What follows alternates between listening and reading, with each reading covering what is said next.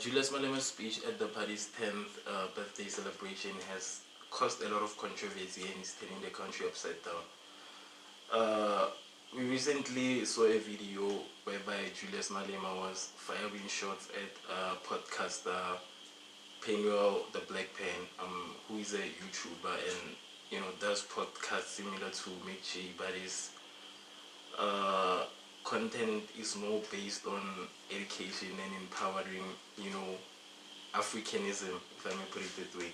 So I don't know basically what he said, but I think it has something to do with Julius Malema having to educate Elon Musk. So on that video, what Julius was basically saying was that Penuel is a McG wannabe and he has no business telling him what he should do. I think this is just the way that I see it. So and while I was still researching on that whole conversation, because I wanted to know what exactly is transpiring, why Julius Malema is firing shots at Penuel, then I came across this video that I'm gonna be watching with you guys in a while. In this video, I think it was definitely a radio interview. It doesn't seem like a recent thing. I don't think it's a recent thing. Politics is a dirty game. So whenever there is something happening, for an example, they'll make sure by any means that they get that on you, even though if it's old stuff and all that, they just want to tarnish the name and destroy and stuff. It's a very dirty game. So let's just watch the video, then I'll tell you guys my thoughts about it. Then you guys can also tell me what you think in the comment section.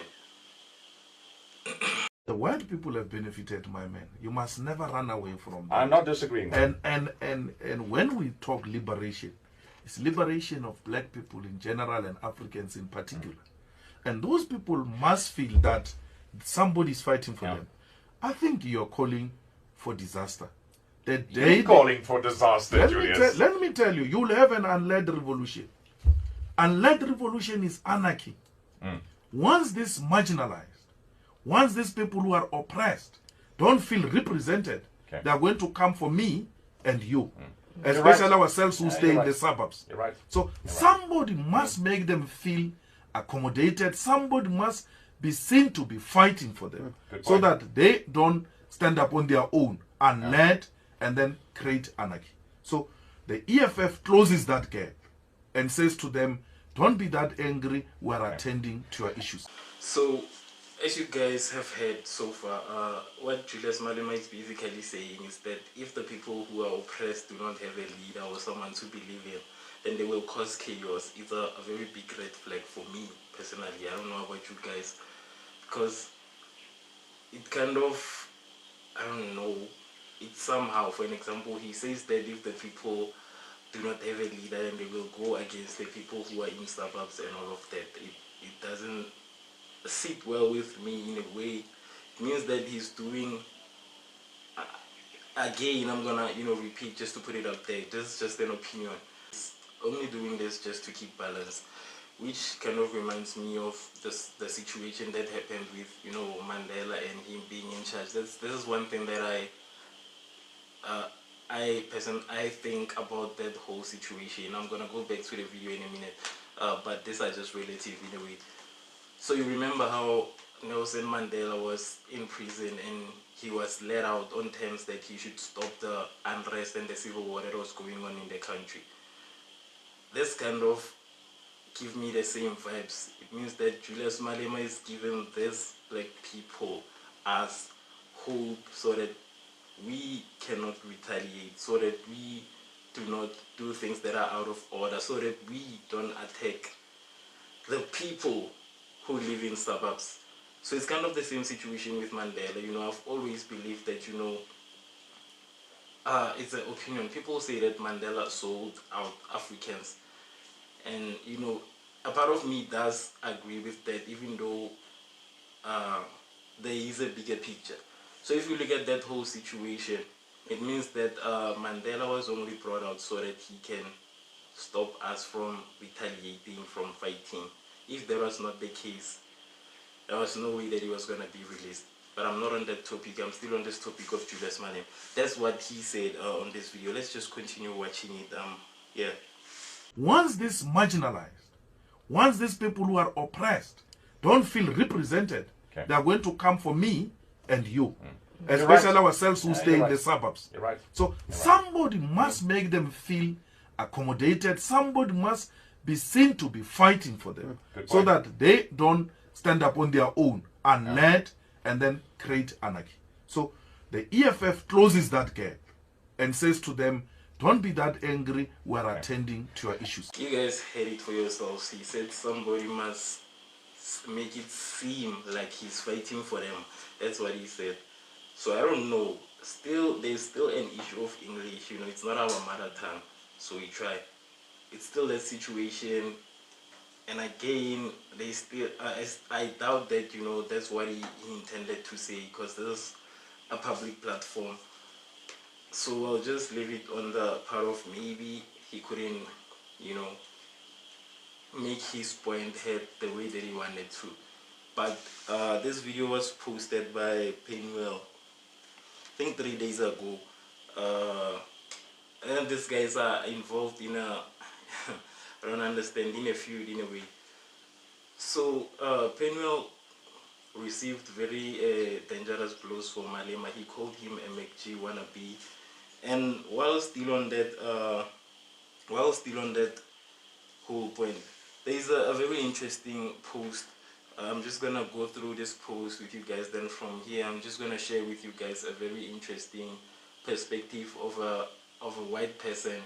You know, he has a very interesting perspective on white people in South Africa and what happened. So just make sure that you keep watching.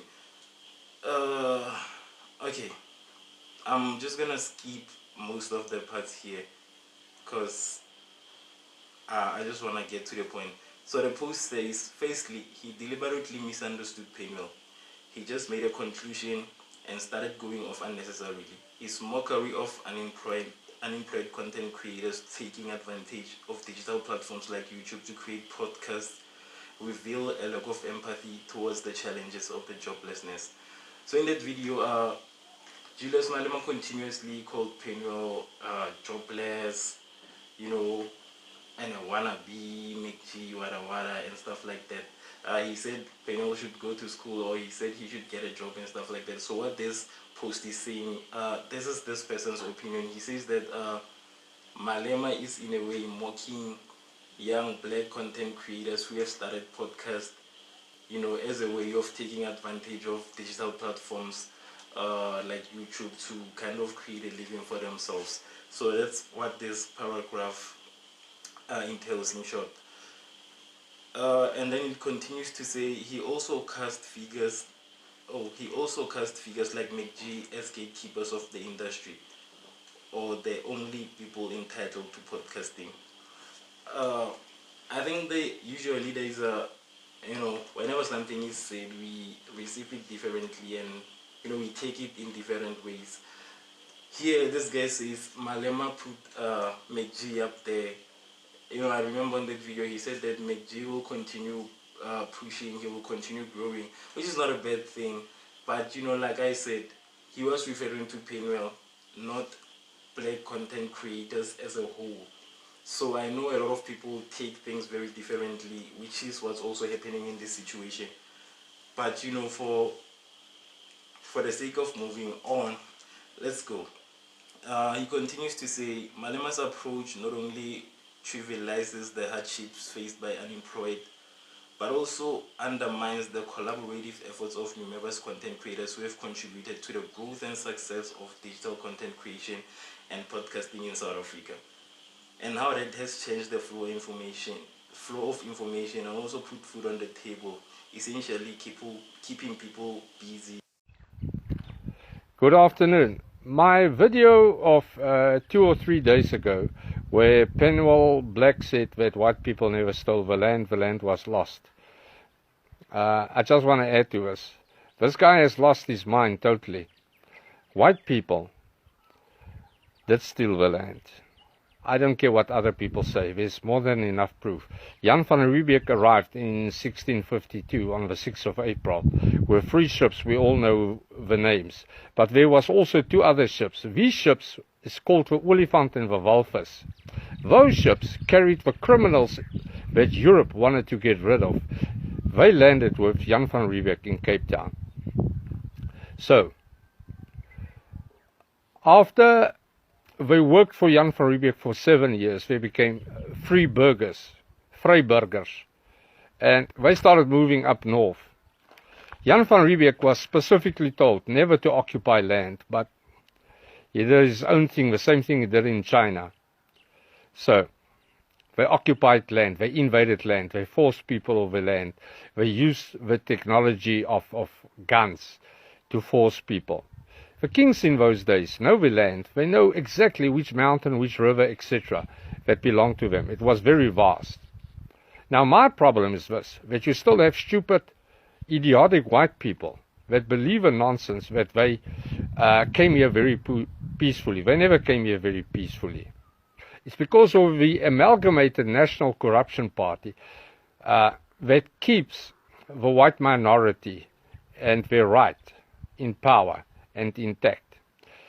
Young people, young black people are sitting on the street corners begging for work. They can't find work. Why? Because the ANC wants them on their knees to Gupela. That's the only way they will be able to stay in power. So let me tell you this. Whether you like it or not, I don't care. The EFF is coming to power. And it won't take 100 years. It's going to be very soon. So, I know Julius is saying things that's driving you up the wall, but he hits the nail on the head. He speaks, and when he speaks, you can go and check. He doesn't suck things out of his thumb.